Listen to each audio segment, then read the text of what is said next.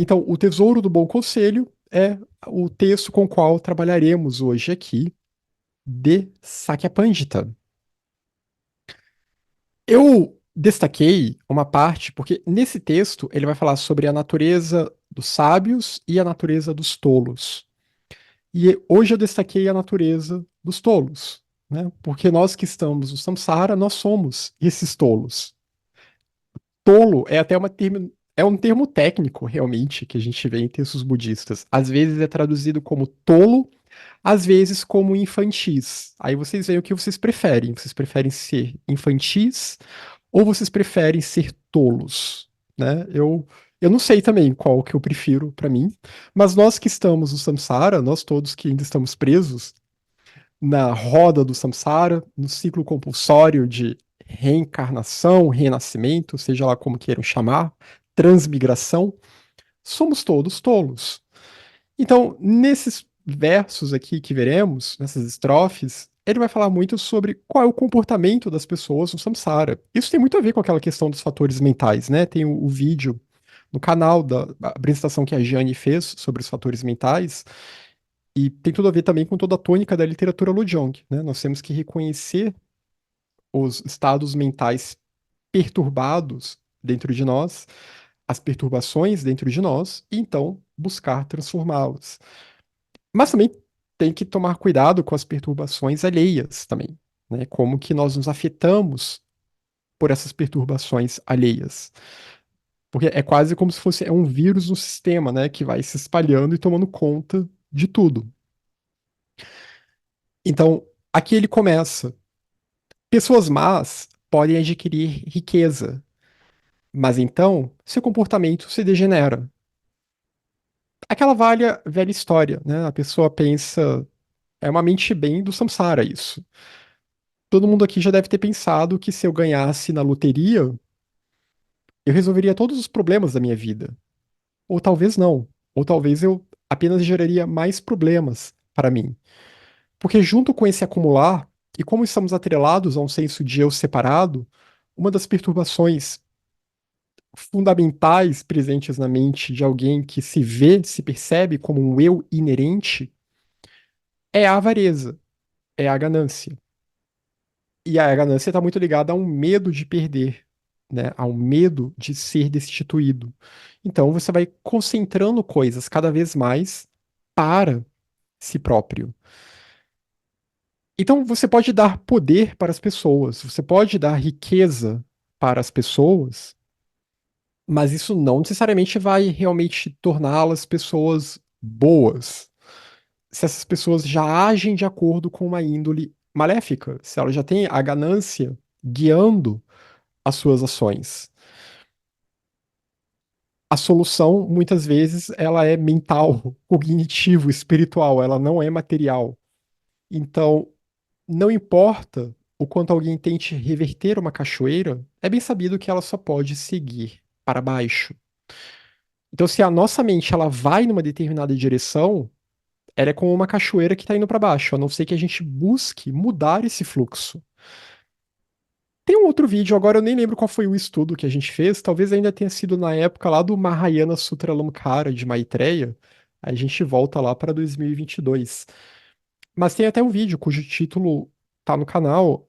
A mente é como um fluxo, se eu não me engano, é como um fluxo de um rio, né? Porque essa é uma ideia que a gente vê.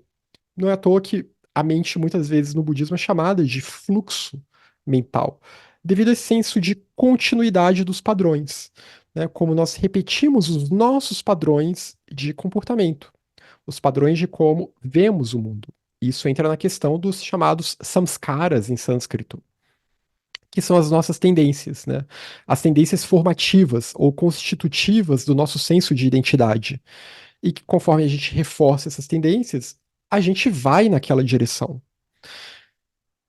E isso, de novo, renascimento aqui não pode ser um tabu, né? Aqui nós estamos lidando com a visão de uma vida apenas. Então, essa cachoeira, ela vai seguindo esse fluxo, vai indo numa direção que é uma direção que toma várias vidas.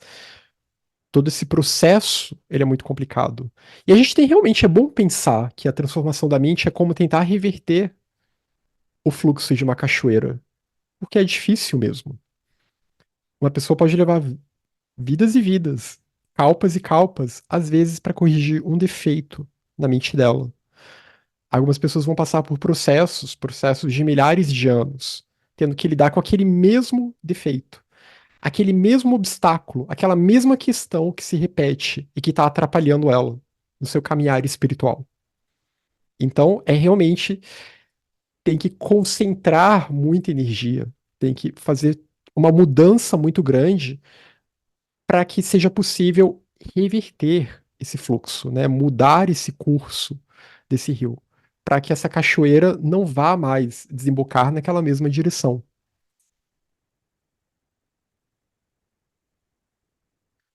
Boa conduta pode ocorrer em pessoas rudes, mas é uma instância de artificialidade.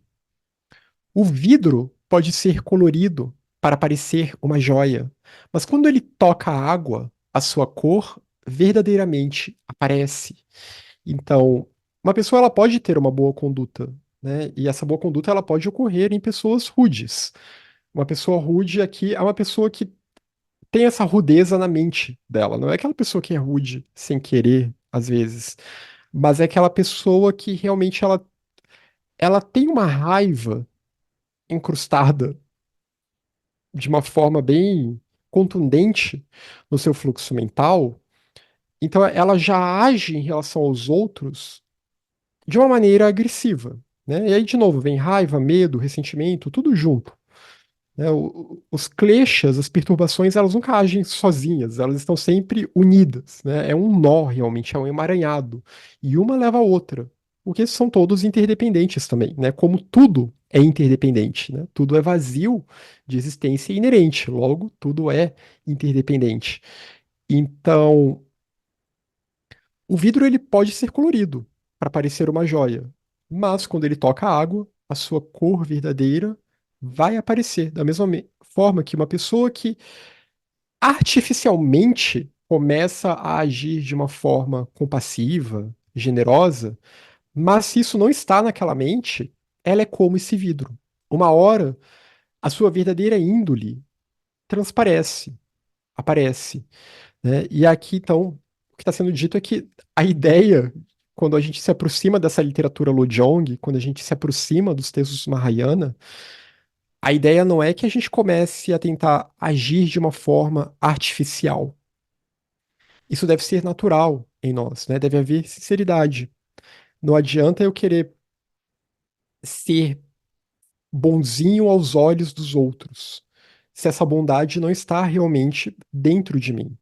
Aí a gente cai na hipocrisia, né? E cai, na verdade, no que é o mundo, né? O que que é o mundo? São várias pessoas dando tapinha nas costas, se cumprimentando, várias pessoas sendo políticas, como se fala, sendo diplomáticas, como se diz, porém, dentro delas estão sentimentos, emoções ruins, pensamentos ruins em relação aos outros, né? Não há uma compaixão real, não há uma generosidade real, não há um senso de amor incondicional, não há equanimidade, não há nada disso. Muito pelo contrário, é cada um por si, mas aparentando, né, uma suposta solidariedade, uma suposta educação, uma suposta cordialidade. Embora um tolo possa fazer algo bom, trata-se apenas de uma coincidência afortunada e não deliberada. O fio de seda da saliva do bicho da seda não surge por meio de habilidade, né? Ele surge por meio da saliva do bicho. Ele espelha aquela saliva e aquele fio de seda ele surge. E aqui o que está sendo dito é que no samsara, quando as pessoas fazem algo bom, em geral elas não fazem pensando no bem-estar geral, né? Elas não fazem com bodhicitta, elas não fazem com altruísmo. O que nós, no samsara em geral, fazemos são ações que visam o nosso próprio bem. E às vezes isso pode ser algo bom, nem sempre, né? Nem sempre eu querer o meu bem e buscar algo que eu acho que me faz bem vai realmente me fazer bem e vai fazer bem para os outros. Mas às vezes acontece, né? E essa é uma coincidência afortunada. Por que que é uma coincidência afortunada? Porque não houve ali uma intenção real de beneficiar a todos os seres. O que houve foi uma intenção egoísta. Se teve o efeito colateral de beneficiar alguma outra pessoa, que bom para aquela outra pessoa. É claro que nós também temos os momentos de um altruísmo real, de compaixão, mas eles são momentos, né? É algo mais fugaz. Então, em geral, no Samsara, a gente se foca mais em nós mesmos. Né? Eu vi um meme esses dias que falava: foque-se em você, você é o seu principal projeto da sua vida. Então, é muito nesse sentido. Mas muitas vezes esses projetos que a gente estabelece para as nossas vidas não necessariamente vão ser bons para o mundo, para o planeta, para todos os seres, e nem bons para nós mesmos em termos de um caminhar espiritual, de uma busca espiritual. Porque a gente busca a felicidade sendo guiados pela ignorância. E geralmente o que a gente considera felicidade é fonte de infelicidade. Aí entra na questão da natureza do samsara, né? Aí volta lá para as quatro nobres verdades. Volta lá para a primeira nobre verdade, que é dukkha, é o sofrimento, a insatisfação. Então, a gente fica sempre nessa marcha, né? Fica sempre repetindo essa busca por um contentamento que não vem. Mas às vezes, mesmo nessa busca egoísta, às vezes acontece de algo bom acontecer, né? De algo bom surgir. É claro que tudo isso é o karma, mas não houve uma intenção ali. Então foi, digamos assim, uma coincidência, foi um efeito colateral, mas não era algo intencional de fato. Então o que ele está dizendo é não se emocione com as pessoas do samsara fazendo coisas boas. Elas ainda são tolas. Coisas que as pessoas virtuosas conquistam com esforço, pessoas más destroem no instante. Colheitas pelas quais os fazendeiros labutam meses e anos. Tempestades de granizo destroem num único instante. Dá até para pensar na impermanência aqui, né? Você pensar, basta uma única tempestade, basta um único desastre natural, um único fenômeno climático que lá se vai embora toda a colheita. E aqui é uma lição também, né? Muitas vezes as pessoas elas estão sendo guiadas sim por um senso de virtude, né? Elas estão buscando esse autoaprimoramento, se aprimorar na senda da virtude, serem boas pessoas. Mas aí você deixa uma pessoa totalmente perturbada entrar na sua vida. E aquilo que foi conquistado com esforço, ou às vezes não é nem questão de você deixa ou não, aquela pessoa aparece, né? Tudo na dependência do karma.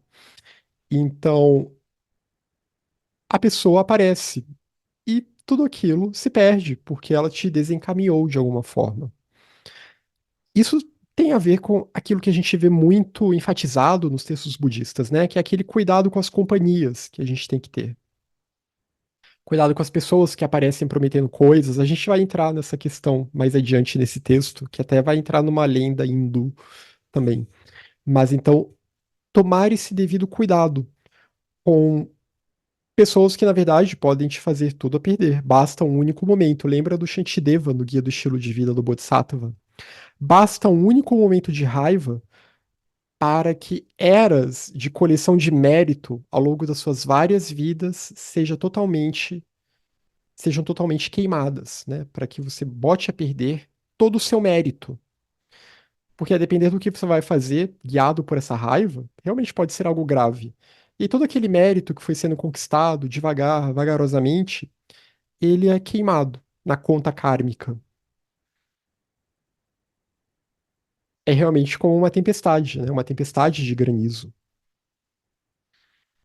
Pessoas más geralmente atribuem aos outros quaisquer falhas que elas próprias possuem. Corvos espalham seus bicos comedores de sujeira vigorosamente sobre outros lugares limpos. Então, uma das características das pessoas no samsara é jogar a culpa no outro, sempre terceirizar a responsabilidade. E não que os outros não tenham culpa algumas vezes, muitas vezes têm. Assim como nós também temos culpa de muitas coisas. Mas é claro que tudo isso, de novo, é karma, né? Nós, na verdade, estamos nos sentenciando a passar por uma série de situações ao longo das nossas vidas, de acordo com as ações que nós geramos. Ações de mente, ações de fala e ações de corpo. Nós somos os nossos próprios juízes e os nossos próprios sentenciadores. Mas é claro que a gente pode sempre tentar terceirizar a culpa. Então, pessoas más geralmente atribuem aos outros quaisquer falhas que eles próprios possuem, né? Ou então aquela pessoa que projeta. Isso é um ponto interessante, porque se a gente for olhar nos textos da filosofia Yogacara, né, da escola Yogacara ou Yogacara, o que a gente vê em textos como o Sandi Nirmochana Sutra, né, que será publicado pela editora Garbalux, possivelmente até o final do ano, o que a gente vê muito nesses textos é como que a gente não se relaciona com as pessoas de fato, né? A gente não se relaciona com o mundo de fato, a gente se relaciona com a nossa própria mente. A gente projeta uma série de coisas na nossa própria mente acerca dessas pessoas. É claro que há um mix aqui, né? Há uma mistura. A gente entra em contato com alguém e a gente percebe algumas coisas sobre aquela pessoa. E a partir daí a nossa mente vai projetar uma série de outras coisas a partir daquele contato, a partir daquilo que foi percebido. Então, é muito fácil, muitas vezes, a gente começar a identificar problemas nas outras pessoas que, na verdade, são problemas nossos, né? São questões que aquelas pessoas têm, mas que estão em nós. A velha história da projeção, que eu sei que a psicologia ocidental trabalha com isso também. E assim a gente vai sempre transferindo a culpa para o outro. Então, é o que pessoas más em geral fazem, né? Elas vão sempre ser uma vítima dos outros.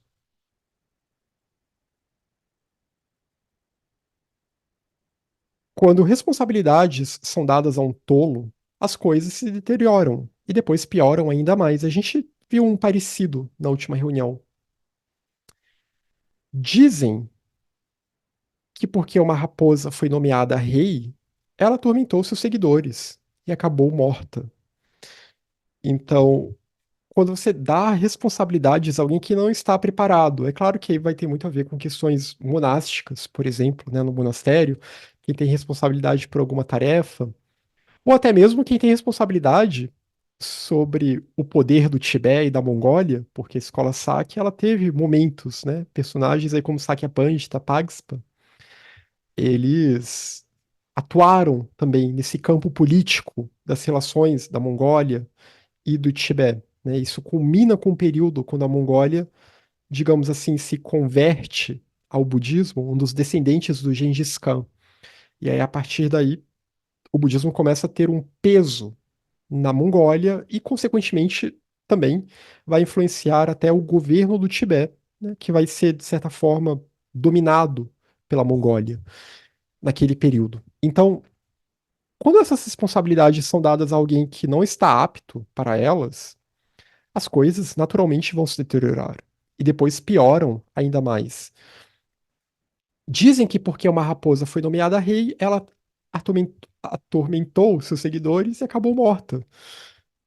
Simplesmente porque a sua autoridade não foi reconhecida, então ela acabou se queimando naquele processo. É como aquela pessoa que se voluntaria para fazer algo do qual ela não é capaz, não dá conta, e ela acaba se queimando em relação aos outros, né? Então, muito cuidado sobre as responsabilidades que a gente adota. O que que a gente promete para os outros e para nós mesmos. Até em termos realmente de uma busca espiritual, um caminho espiritual, né? Do que a gente dá conta nesse exato momento ou não. O que que a gente pode fazer ou não. E também das nossas relações com as outras pessoas também, né? A gente não prometer demais para os outros. Até porque um eu que promete demais coisa para os outros é um eu que muitas vezes está inflado, né? É o produto da arrogância. Enquanto os ignorantes desejam a felicidade, seus atos só lhes trazem sofrimento. Algumas pessoas, possuídas por espíritos malignos, são vistas cometendo suicídio para aliviar a sua dor. Então, aqui é um exemplo extremo, o do suicídio, né? Mas essa busca de você quer tanto aliviar a sua dor que você está disposto a matar. Muitas vezes, pessoas vão cometer o assassinato, outras vezes elas vão assassinar a si próprias, né? E ambas, karmicamente falando, são ações muito graves. Lembra lá qual é a primeira ação errônea, a primeira ação maléfica, danosa, que deve ser renunciada? É o matar, né? Obstruir a vida de outra pessoa, obstruir o próprio fluxo da sua vida também. Isso é karmicamente grave. E esse sofrimento, ele não cessa, né? Ele continua. Porque, de novo, no budismo, todos têm a convicção, a certeza das várias vidas. Então não adianta tentar dar um game over na história, né? Eu vou lá desligar o botão, porque depois a pessoa ela vai retornar. E mesmo no estado entre uma vida e outra, a gente tem que tomar muito cuidado, se possível, nem todo mundo tem esse bom karma, mas se possível, quando a gente sabe que a morte está se aproximando, é importante ter um cuidado com os estados mentais que a gente cultiva, porque isso vai influenciar no processo intermediário entre o nascimento e outro nascimento. Então, acho que dá para imaginar que uma pessoa que se mata, quando ela cai nesse processo intermediário, no bardo, ela só vai experienciar sofrimento, porque esse foi o estado em que ela estava quando ela se matou. Aqui eles falam espíritos malignos, que é claro, se essa mente está perturbada, ela vira um para-raio, né? Ela vira um para-raio para muitas vozezinhas que podem aparecer por aí, muitos obsessores que podem aparecer e que ainda vão instigar aquela pessoa a fazer aquilo. Vão instigar, não vão obrigar, né? Mas vão dar aquele estímulo, vão alimentar ainda mais aquela mente. Os nossos pensamentos são vivos e eles mesmos podem se tornar esses obsessores. Mas esse é o grande problema da condição samsárica, né? E por isso que os textos indianos, em geral, não só no budismo, sempre vão estimular a ideia de que é melhor tentar se libertar. Porque se a gente não tem muita clareza do que é felicidade, do que é sofrimento, e tudo que a gente acha que é felicidade no samsara é sofrimento, do ponto de vista de quem não está no samsara, então fica muito complicado deixar a vida nos levar. Fica muito complicado deixar a roda girar, né? O ideal é quebrar com a roda. O ideal é buscar essa libertação. Porque mesmo as causas de felicidade samsárica, elas se esgotam, né? E acabam se tornando um motivo de sofrimento, que aí entra no sofrimento da memória, o segundo tipo de sofrimento, que é aquele sofrimento em que eu vi um pôr do sol tão lindo, mas agora eu não vejo mais. E agora, o que que vai ser da minha vida, né? Eu tive tantas experiências num determinado momento da minha vida que foram muito boas, mas agora o jogo virou, né? Agora eu estou num outro momento. O karma é assim. E eu não consigo superar aquilo que se foi, né? Ou as pessoas que se foram, ou todo aquele passado que não pode ser revivido. Então, por isso que mesmo esses momentos felizes também acabam em sofrimento do ponto de vista budista, né? E sofrimento aqui, a gente pode usar a palavra insatisfação, se vocês preferirem. Eu não sei o que vocês preferem, a gente pode fazer uma enquete. Vocês preferem insatisfação ou sofrimento? Ou preferem se libertar desse tipo de sensação? Algumas pessoas, entorpecidas pela sua franqueza, arruinam a si mesmas, e algumas trazem destruição para os outros. Árvores retas na floresta são buscadas e cortadas, e flechas retas são usadas para matar os outros. Essas flechas retas podem ser as palavras, né? A palavra de uma pessoa, aquela pessoa que gosta de se fazer de, eu sou o sincerão da turma, né? Eu falo mesmo, eu falo o que dá na telha. Então, essas pessoas que estão tão entorpecidas por esse senso de franqueza, que elas acham que elas têm que falar tudo que elas pensam para os outros, e nessa elas acabam ofendendo as outras pessoas, né? Porque elas falam sem medir as suas palavras. E aí a gente entra no discurso agressivo, né? Na fala agressiva, que é uma ação errônea de fala. É um karma errôneo, um karma não virtuoso. Então, essas pessoas, elas acabam arruinando a si próprias porque ninguém aguenta ficar perto dessas pessoas. E podem trazer a destruição para outros também, né? Porque uma palavra áspera pode realmente destruir a vida de alguém, né? De uma pessoa que está muito fragilizada, uma palavra áspera, no momento inadequado, no contexto inadequado, ela pode realmente acabar com a vida de alguém. Então, e até em termos de prática espiritual também, né?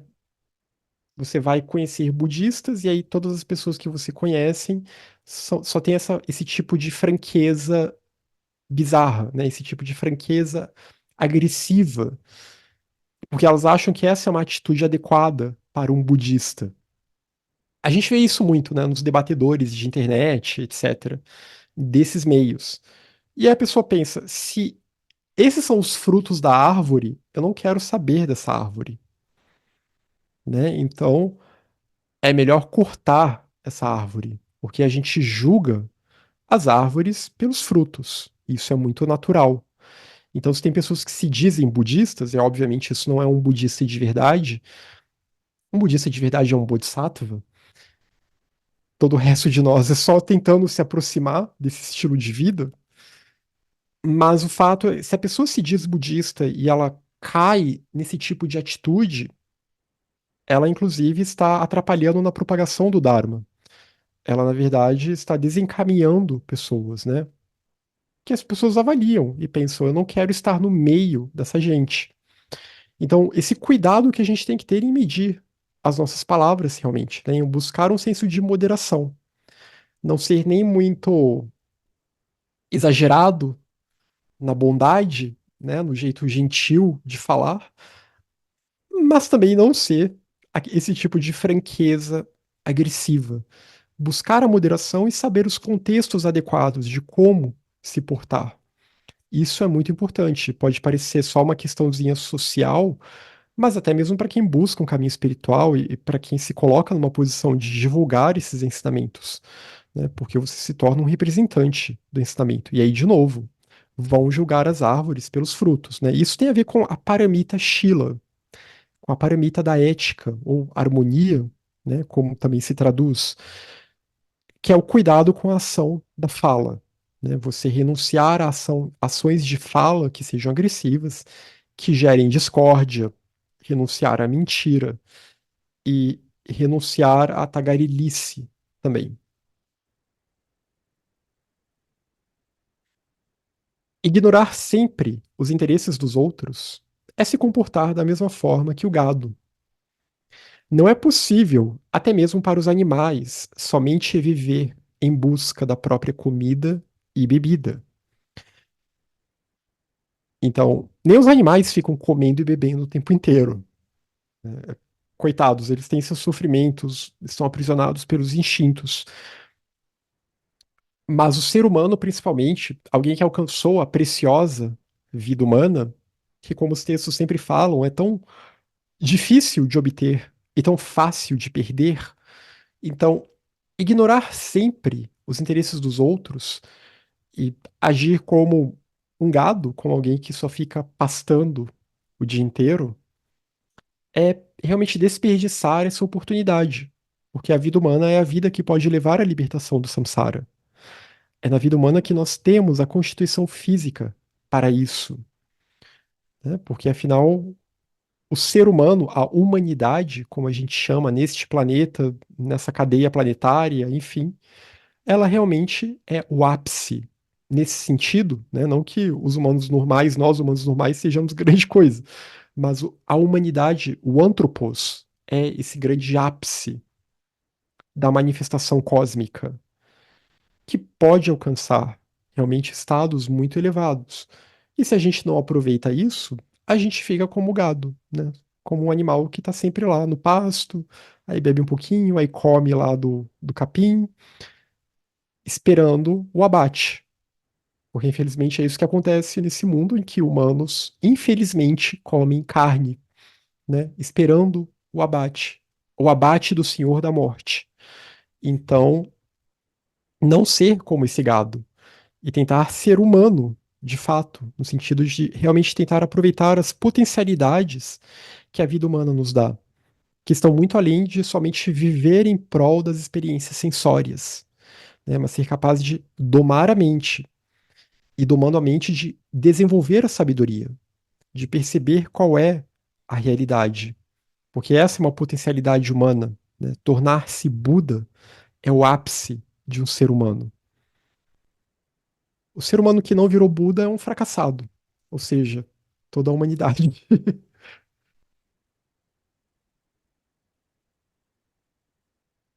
Aqueles que se deleitam e se divertem em meio aos tolos, mas se intimidam e se envergonham em meio aos sábios, embora não tenham corcunda ou barbela, são na verdade gado com dentes superiores. De novo, ele está usando essa metáfora do gado, né? Então, aqui corcunda e barbela são, né, tá falando da constituição física do gado, mas enfim, isso não importa.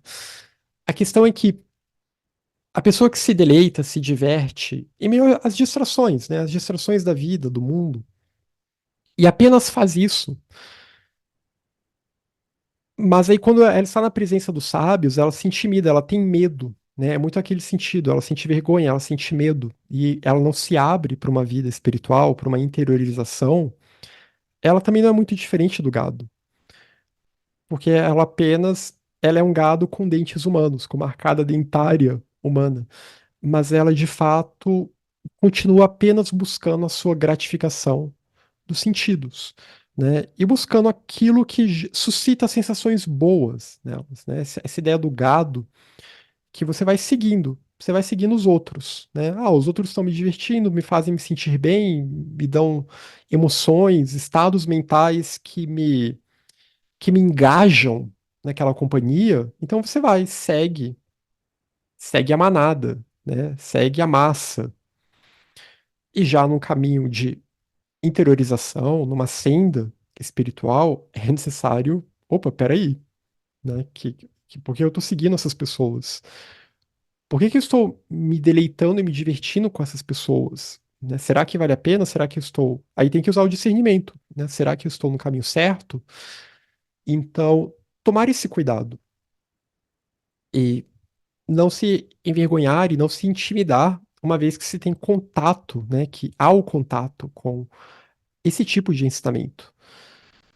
E pensar então que esse potencial de sabedoria ele está em nós também, né? Não pensar que é algo tão sobrenatural assim, mas que é algo que pode ser alcançado, pode ser cultivado.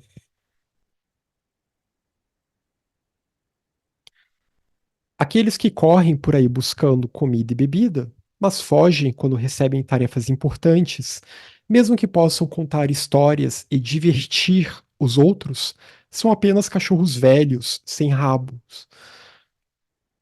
Então é como um cachorro velho sem rabo é um cachorro que não tem muito para onde ir, né? É um cachorro que possivelmente já nem uma visão clara tem mais, né? Muitos cachorros tendem a ficar cegos na velhice.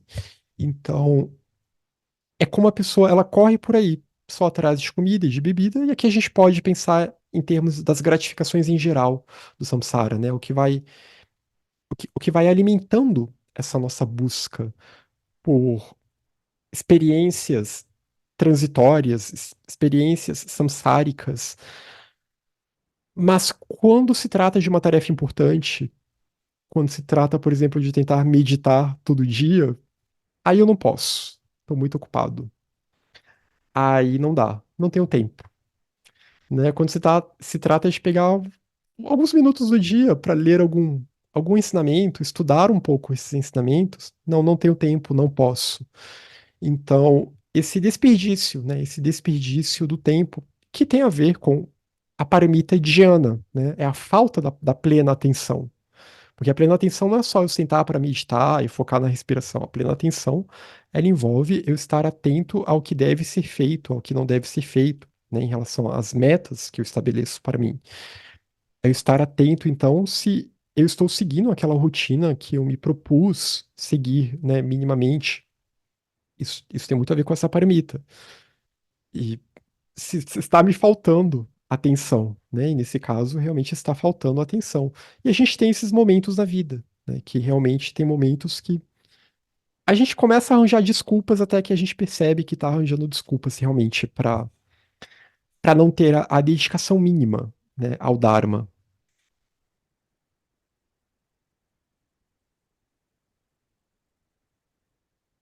Pegadas de cascos são facilmente preenchidas com água. Pequenos tesouros são facilmente preenchidos com riqueza. Pequenos campos são facilmente plantados com sementes. E pequenas mentes são facilmente satisfeitas com conhecimento. E eu até olhei alguns comentários sobre essa estrofe, porque eu fiquei meio em dúvida, essas pequenas mentes, obviamente ele não está falando num tom elogioso, até porque toda essa série de poemas é sobre a tolice, né, sobre a natureza dos tolos. Então, pequenas mentes seriam aquelas pessoas que aí vai ter a ver também com aquela ideia de você se deixar entreter pelo outro e você vai na onda do outro. Então, é aquela pessoa que. E a gente tem momentos assim na nossa vida, né? Porque isso aqui é sobre todos nós. Então, a pessoa ela vai na onda daquelas notícias que ela vê, daquelas informações que ela recebe, e ela não checa, ela não usa o discernimento para avaliar se aquilo tem fundamento ou não. E isso, em termos de caminho espiritual, é muito importante, né? Se você está num caminho reto ou num caminho não reto, se você está num caminho legítimo ou num caminho não legítimo, é importante você avaliar se esse conhecimento que chega até você é realmente um conhecimento reto ou não, é algo confiável ou não. De novo, tem a ver com a ideia do cuidado com as companhias, o cuidado com o que você ouve, né? No sentido de que cuidado, na verdade, com as informações que chegam até você. E não satisfazer somente, ah, tá, não, agora eu entendi, a pessoa já me explicou, né? A pessoa, não, a pessoa me deu um argumento plausível de que a Terra é plana, então agora eu acredito e não vou checar aquela informação e investigar para ver que na verdade ela não é plana. Tem essa ideia, né? Mas também tem um problema, e o Daniel até comentou aqui no chat também, e alguns comentários que eu vi também vão nessa linha. Também tem um problema da pessoa que se satisfaz somente com um conhecimento meramente intelectual, né? Que além dela não checar direito àquela informação, ela ainda se satisfaz somente com aquilo, né? E se acha uma grande sabedora, mas não tenta estimular a intuição, uma reflexão mais profunda, né? Não tenta meditar sobre aquilo e não busca a sabedoria, né? Aquela mente que fica somente realmente presa em jogos intelectuais, né? E vai debater, e mesmo às vezes sem nem ter um arcabouço adequado para debater aquilo, e se perde nesses jogos. Então, por isso, essas pessoas elas são consideradas mentes pequenas, mentes limitadas, porque qualquer conhecimentozinho elas se apaixonam por aquilo e ficam presas naquilo, naquele tipo de informação. E é um princípio budista, né, que a mente ela tem sempre que se expandir, né, no sentido de que e a meditação era muito para isso também, no sentido de que a gente não pode ficar somente na nossa mente intelectual racional, né, mas a gente tem que exercitar a intuição ao mesmo tempo em que tem que cuidar desse intelectual e racional para que os dois estejam alinhados.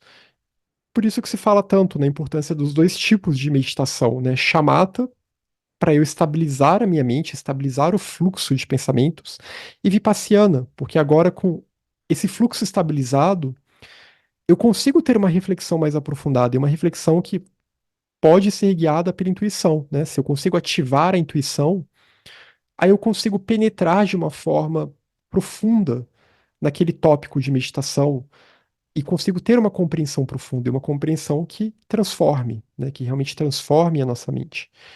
Porque as informações, elas colorem a nossa mente, né? As informações, elas transformam a nossa mente a todo momento. A questão é como que a gente deixa a nossa mente se transformar ou não. Já que a mente, ela é basicamente uma grande tagarela, né? Então, ela fala, fala, fala, ela pega o que as outras mentes tagarelas trazem para ela e fica nessas conversas, e né, isso vai mudando os nossos estados, vai mudando quem nós somos, né, vai transformando em quem nós somos, vai gerando sementes, guiando as nossas ações. Por isso que domar a mente é muito importante. Mesmo que seja alguém importante, um tolo, alguém numa posição importante, mas ainda assim um tolo, arrogante, que faz promessas, gera uma consequência desastrosa. Ao dar uma medida de terra de um passo, Bali perdeu os três reinos. Ao se transformar num anão, em Vamana, Vishnu enganou o seu tio. Aqui a gente entra até numa história que eu achei bem interessante, né? Eu não conhecia. Então, mesmo que a pessoa esteja numa posição importante, digamos assim, numa posição de poder, de eminência, algo desse tipo, ainda assim, ela é uma tola arrogante se ela faz promessas sem avaliar o que ela está prometendo e para quem ela está prometendo. E aí ele nos leva, o Sakyapantita nos leva para essa lenda, né? Esse ensinamento que está na mitologia hindu. Havia um Asura, né? Asuras às vezes são traduzidos como semideuses, né? É um dos seis reinos no qual se pode renascer. Os Asuras geralmente estão em guerra com os Devas, né? E esse Asura, chamado Bali, ele conseguiu vencer a guerra. E não só venceu a guerra, como ele se tornou o senhor dos três mundos. Do mundo da forma, do mundo da não forma e do mundo do desejo. Né? Ele passou a dominar todo o cosmos, toda a manifestação. E os devas não estavam gostando daquilo. Obviamente, né? Um Asura, um semideus dominando todo o cosmos. Então, como os deuses não estavam gostando, Vishnu se manifestou como um anão. Aí vem aquelas coisas que a gente vê no hinduísmo, né, os chamados avatares de Vishnu. E aí surge esse anão, chamado Vamana. E Vishnu era um sobrinho, né, eles são aparentados nessas mitologias, ele era um sobrinho de Bali. Mas Vishnu então se transforma num anão para enganar o seu tio. E ele então, ele pede para o seu tio se ele poderia ganhar um reino, se ele poderia ganhar algum reino que fosse, já que agora ele dominava todo o cosmos. E Bali, então fala, claro, você pode ficar com essa porção aqui do meu reino. Então o anão falou, beleza, eu vou pisar aqui, mas espera aí que eu preciso de ajuda, né? Então nessa de pisar, ele colocou os pés. Aqui a gente vê a imagem, né? Como se ele colocou os pés sobre o planeta. Eu colocar os pés sobre o planeta, ele chutou o seu tio, a cabeça do seu tio para baixo. E esse Asura, então, ele foi mandado para o inferno. E agora, então, Vishnu conseguiu se tornar o senhor do cosmos, porque ele conseguiu pisar nas duas porções do cosmos que estavam sendo dominadas por esse Asura, por esse semideus. Ele basicamente enganou seu tio, né? A história é mais interessante quando é lida do que comigo contando, até porque eu não sou muito especialista em mitologia hindu, mas é basicamente o que o Sakyapantita está dizendo aqui, né, é que cuidado que às vezes você promete algo para alguém, você dá aquilo para alguém e a pessoa vai usar aquilo contra você, né? Como Vishnu, que conseguiu uma porção de um reino e agora ele podia se equilibrar, né? Ele tinha pés para pisar numa porção e assim ele conseguiu pisar na outra porção onde estava a cabeça do seu tio e o mandou para o inferno. Então, muitas vezes a gente, na nossa arrogância, a gente dá coisas para os outros que não vão fazer bem para aquela pessoa e nem para nós. E a gente vai pagar o preço kármico disso depois. Isso entra nas questões do Dharma, né? O cuidado que se tem que ter ao doar o Dharma. Por exemplo, se eu já falei isso em outras vezes aqui, né? Como os tantras estão banalizados e de repente tem transmissões tântricas avançadas sendo dadas por aí, né? Com sadhanas que nem deveriam ser tão banalizadas e publicadas, sendo publicadas, e pessoas farão um mau uso daquilo, né? Elas farão um mau uso daquilo e vão distorcer o ensinamento. Então, ter esse tipo de cuidado. Muitas vezes a gente acha que é compaixão, mas às vezes é arrogância nossa. De, eu sei tanto.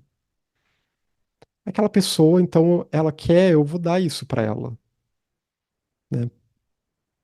Mas aquilo se volta contra nós. Então, de novo, esse cuidado com o discernimento, de não sair doando coisas, né? De não prometer coisas, fazer promessas que depois lhe serão cobradas, né? Cujo preço será caro depois. Senão vocês podem perder o domínio do cosmos para Vishnu. Mas Vishnu ter dominado o cosmos é uma coisa boa. Que bom que Vishnu é o senhor do cosmos. Já que os vigaristas usam o engano em suas palavras, os honestos devem examiná-los cuidadosamente.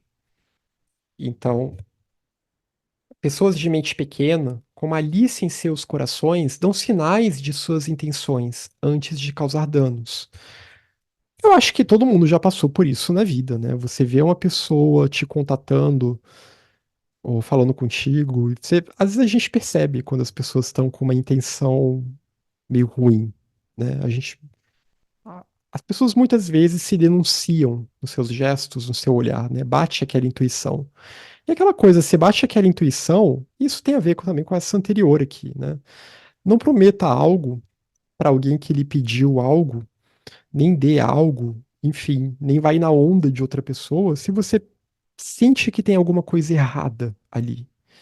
Segue a intuição, confia na sua intuição, né? Se você acha que tem algo naquela pessoa que denuncia uma coisa errada, que denuncia intenções erradas, intenções maléficas, então é necessário, de novo, a cautela, é necessária a moderação, é necessário o discernimento. Até cães ferozes, ao ver o inimigo, emitem um rosnado antes de morder. E muitas vezes as pessoas rosnam. E a gente está se negando a ouvir o rosnado das pessoas, né? Muitas vezes as pessoas elas não nos enganam de fato. No fundo, elas já demonstravam aquilo e a gente é que se enganou, a gente que tentou não ver aqueles sinais.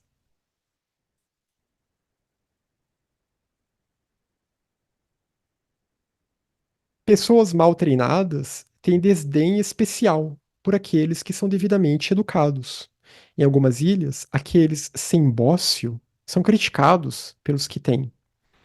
Que eu achei curioso esse exemplo, né? De pensar que pode ter ilhas que talvez grande parte da população tenha bócio, e aí quem não tem, quem está saudável, é criticado, porque aquilo vira o padrão daquela sociedade. Mas aqui é pensar que uma pessoa que não treinou bem no caminho, não treinou bem na senda, é claro que ela vai criticar quem está melhor, né? Porque aí entra o klesha da inveja, aquele eu se sente ameaçado. Então, aí entram os fatores mentais negativos, dentre os quais a inveja, né? A inveja surge naquela mente, porque no fundo aquela pessoa gostaria de estar naquela posição. Então, elas vão ter um desdém por aqueles que estão numa posição melhor do que ela. Em algumas ilhas, aqueles sem bócio são criticados pelos que têm, pelos que não, pelos que têm. A gente pode pensar então que é muito comum, né, que muitos desses personagens avançados que surgiram ao longo da história, eles vão sofrer críticas ao longo do seu meio, né, daqueles que não alcançaram aquele mesmo estado avançado. A gente pode ver a história de vários desses personagens. É claro que depois também a história é distorcida, é manipulada, né? Mas o próprio Buda também, ele sofreu críticas na época. E a gente pode ir para outras tradições também, né? No cristianismo, né? Como também Jesus acabou assassinado. Mani, também entre os maniqueus, foi perseguido, né? Recentemente vi uma apresentação da Lígia sobre os cátaros, né? E como que os cátaros sofreram perseguição, em grande parte devido ao conhecimento que eles tinham, né? E que ameaçava aqueles outros que não tinham aquele mesmo conhecimento. Então, há de se tomar cuidado, né? Há de se ter cautela. Isso exige vigilância mental nossa também. Muitas vezes, quando a gente está nesses grupos, né, pode aparecer uma pessoa que entenda mais do que a gente. E aí a gente tem que tomar o cuidado também para que a gente não acabe cultivando estados mentais de competição, de inveja e tudo mais, né? Isso é em todas as situações da vida, né? Ter esse devido cuidado, essa devida vigilância. O melhor antídoto, na verdade, é se focar no seu próprio processo, né? Entender que todas as pessoas são nossas instrutoras, que sempre há algo a aprender com os outros, né? Não cair na arrogância de achar que a gente já sabe tudo. Aqueles que fazem seu trabalho com desleixo desprezam os outros que completam suas tarefas. Aí, de novo, né? Essa mesma tônica. Quem não tá nem aí vai desprezar quem faz um bom trabalho, quem se dedica, quem demonstra diligência, dedicação, disciplina. Quando se aventuram na terra dos de uma perna, das pessoas de uma perna, pessoas de duas pernas não são consideradas humanas. Então, né, numa terra de sacis, quem tiver duas pernas não será considerado humano. Mas é no sentido de que, de novo, né, a distorção dos padrões. Porque a maioria em geral vai tender a uma certa mediocridade mesmo, né, a um desleixo. Porque o samsara é uma grande mediocridade. Então, aquelas pessoas que fazem um trabalho com diligência, com dedicação, elas acabam atraindo esse desprezo realmente. A gente tem que pensar que é como se você está num campo escuro, você está num lugar que está mal iluminado. E aí, de repente, tem uma pessoa lá que começa a brilhar mais do que as outras, né? Não um brilho de arrogância, mas um brilho natural que surge, né? É uma questão até quase magnética. Vai atrair muitos, mas também vai repelir muitos que estão ali, né? Essa energia ela vai incomodar, né, aqueles que não querem que aquela luz seja vista. E, e por isso que a gente vê sempre uma história de perseguições, né? Há muitos desses personagens que trilharam por uma senda idônea e que alcançaram um estado de elevação espiritual. Muitos desses bodhisattvas, como Jesus, por exemplo, né, muitos deles acabam sofrendo perseguições. Alguns que realizam seu trabalho de forma inadequada repreendem aqueles que fazem suas tarefas bem. Pessoas com cabeça de cachorro zombam dos honrados, chamando-os de nomes insultuosos, né? Então elas xingam. É como cachorro, porque é como um cachorro que fica latindo, né? Elas ficam latindo só, enquanto a outra pessoa está lá fazendo o seu trabalho. A outra pessoa está se dedicando ao Dharma, enquanto os cachorros latem. Latem, então fazem barulho, tentam repreender, tentam sabotar, né? Tentam atrapalhar. Mas a gente pode até pensar isso também em relação à nossa própria mente, né? Como quando a gente busca se dedicar mais, né? Tá em momentos da vida que a gente quer se dedicar mais, como também começam a aparecer pensamentos na nossa mente que são como esses cachorros, né? Que também a gente começa a ouvir latidos dentro da nossa cabeça nesse sentido, pensamentos que tentam nos sabotar. Aí é o poder do eu, né? O poder das perturbações. Como essas perturbações dentro de nós, elas são esses cachorros, né? Que zombam da nossa tentativa de ter um outro modo de vida, da nossa tentativa de se aproximar mais do ensinamento, de cultivar estados mentais mais virtuosos e daí por diante.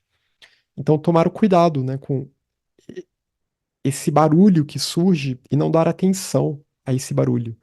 E aplicar os antídotos. É, a nossa mente, como a Rita falou, é um verdadeiro canil. Aqueles que ganham comida e riquezas com o modo de vida errado criticam os que são sábios, porém pobres. Macacos velhos, quando contemplam os seres humanos, caem na gargalhada e dizem: eles não têm cauda. Então, a pessoa que mede, né, o sucesso de alguém apenas do ponto de vista material, ela jamais vai entender a vida de alguém que renunciou a tudo isso, né? A vida de alguém que se dedica a uma vida espiritual e que muitas vezes vai resultar numa vida simples. Porque afinal, se a pessoa prioriza muito a vida espiritual, nem sempre ela vai ter os recursos, né, para gerar riqueza material, etc. Ainda mais se trata de um monge. Então, aqueles que ganham comida e riquezas, de uma forma nem muito certa, ainda por cima, se acham melhores do que alguém que é sábio, porém simples, porém pobre. E aí é como essa metáfora que ele apresenta, né? É como um macaco velho que cai na gargalhada e que ainda ri dos seres humanos, né? Oh, haha, eles não têm cauda. E não entende que o sábio, pobre, é muito mais rico, né, em termos de vida interna, em termos de mérito kármico, inclusive, do que essa pessoa que ganha dinheiro, ganha recursos, mas de uma forma corrupta, de uma forma errônea, e que está gerando um karma negativo para si próprio.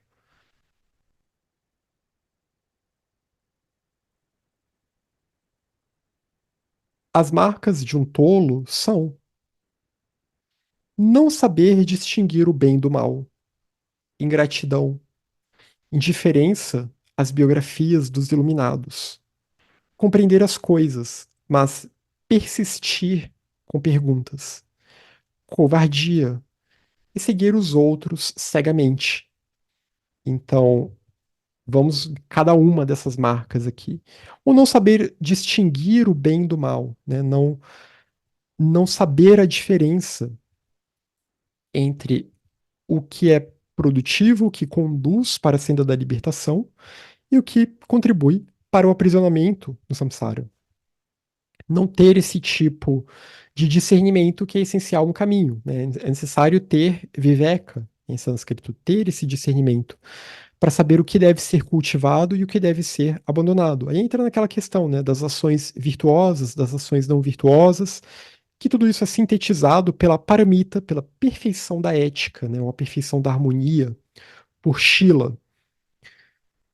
Então a importância da conduta, né, é uma conduta mental também, né, de corpo, de fala e de mente. Ingratidão, né? Quem tem ingratidão pelo ensinamento, quem tem ingratidão pelo bem que os outros lhes fazem. Eu sei que a palavra gratidão ela é muito abusada hoje em dia, né, por coisas New Age, etc. Mas a gratidão é necessário para aquilo que realmente nos proporciona boas coisas, né? E a gratidão no sentido de valorização. É nesse sentido aqui. Então, você não valorizar o Dharma. Seria como você teve acesso a esse ensinamento por mérito kármico, porém, você não dá importância para aquilo. Você trata como se fosse algo meramente mundano, como se algo sem importância na sua vida. E trata como se fosse um objeto de entretenimento que seja. Então, isso é uma forma de ingratidão, ou pior ainda, a pior forma de ingratidão é se voltar contra o ensinamento, se voltar contra os mestres, contra os gurus. Aí a gente vê também, na história desses grandes instrutores, sempre tem um Judas na história, né? Que é aquele que representa justamente essa força da ingratidão, né? Que tem a ver com a arrogância, tem a ver com a avidia, com a ignorância de um eu, mas sempre tem alguém que trai o grupo, alguém que se volta contra. E essa é uma forma de ingratidão também. Alguém que dá as costas e depois reclama, sendo que e que depois vai ensinar por conta própria, sem admitir que aquilo que ela aprendeu, mesmo que ela distorça a base daquilo, ela aprendeu com aquele grupo, com aqueles gurus que ela tanto critica. Então, Esse tipo de ingratidão, se for num grupo idôneo, é karmicamente muito ruim, né? Porque a pessoa, ela cortou o seu vínculo com a linhagem, ela cortou o seu vínculo kármico. A gente tem na história, né, o tal do Agostinho. O Agostinho, ele era um maniqueu, e ele se volta contra os maniqueus, né? E os maniqueus, enfim, é um grupo gnóstico entre aspas, né, mas pós-gnóstico, ahn, muito que vai descender, de certa forma, lá do gnosticismo do Barisanes e tudo mais. E o Agostinho, então, ele vai escolher o outro lado, né? Ele vai escolher o lado da Igreja Romana. Então, ele trai os maniqueus e depois vai ser, digamos assim, um dos arquitetos de toda a perseguição que haverá contra maniqueus, que vai resultar também na perseguição contra cátaros, contra cristãos celtas e tudo mais. Então, a gente vê, né, e pensar qual é o karma que foi gerado aí, todo o karma negativo que foi gerado por essa ingratidão. Então, tem que tomar muito cuidado com isso, né? Quando a gente não dá o devido valor, né? E pensar que essas joias, elas não são chamadas de joias à toa. A joia Buda, a joia Dharma, a joia Sangha espiritual, porque são preciosos de fato, são joias de fato, que levam para o fim do sofrimento. Indiferença às biografias dos iluminados, então ter essa indiferença, não se importar, né, em tentar entender esses personagens. É claro, as biografias, em geral, elas acabam se tornando mais agiografias, né? Elas acabam se tornando textos mais míticos, lendários, até a própria história do Buda, né? É claro que a gente não pode levar essa história do Buda ao pé da letra. E um dia eu até quero cobrir melhor essa história, né? A gente estudar melhor essa história do Buda. Mas não pode levar ao pé da letra, que até a idade X ele nunca tinha visto ninguém sofrer. Não é assim que as coisas funcionam, mas há um ensinamento contido ali, né? Então, mesmo quando essas biografias elas têm algo de mítico, há sempre algum ensinamento que está velado por aquilo. É necessário fazer uma hermenêutica, uma interpretação adequada daquilo. Então, e é necessário buscar entender quem são esses personagens, né? Por onde eles passaram, com quem eles aprenderam, o que eles aprenderam, se a gente quer minimamente seguir os passos deles, né? Se a gente se sente afinado com esses personagens. E no budismo isso é muito importante, o foco na linhagem, saber de onde vem, até para saber se é idôneo ou não idôneo, com que se envolveu, com quem se envolveu e tudo mais. Isso até faz parte de uma metodologia hermenêutica, realmente, né? Você que tem que entender o texto, mas tem que entender quem escreveu, em que contexto ele circulou, em que época, em que meios, a que ele está ligado, a quem aqueles que escreveram estão ligados, o que eles liam para poder escrever aquele texto, o que eles praticavam, o que eles estudavam, e daí por diante. Então, compreender as coisas, mas persistir com perguntas. Aí é a insegurança, é o klesha da dúvida. A pessoa já compreendeu, ela já entendeu, mas ela continua perguntando, porque há descrença ali, né? Há alguma dúvida. Mas será? Mas eu entendi. Mas será mesmo? Né? E ela fica, né? Falta convicção, é a falta de convicção aqui. Então, isso é um tipo de insegurança e é normal no samsara, porque o klesha da dúvida é um daqueles 6 kleshas básicos, né? Uma das 6 perturbações básicas. Em que a gente sempre fica, o nosso eu sempre fica, mas será mesmo? Né? Será mesmo que eu sou vazio? Então, tomar o cuidado, né? Para que as dúvidas não nos dominem. E a covardia. A covardia aqui tem a ver com, né, o medo. Então, não se deixar levar pelo medo. Não ter medo de seguir o caminho, não ter medo de dar um passo adiante, né? É necessário coragem. Isso tem a ver com a paramita virya, tem a ver com a perfeição da reta energia, que é a energia da coragem.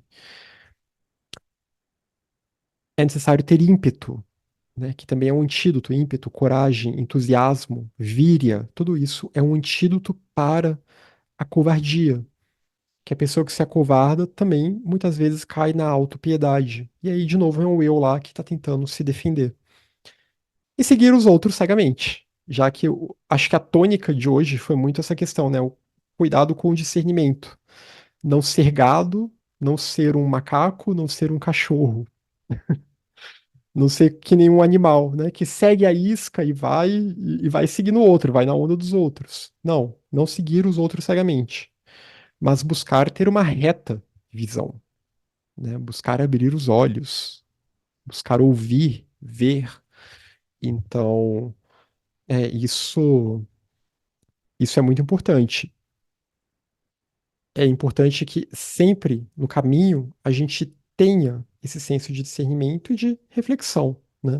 E há questionamentos que são saudáveis. Eu falei, o klesha da dúvida ele é ruim quando ele vira aquela descrença que derruba a pessoa. Mas há dúvidas que são saudáveis, claro, né? Questionamentos são saudáveis. É sempre necessário a gente questionar e questionar os nossos motivos também. Então esse foi o texto de hoje do Sakya Pandita.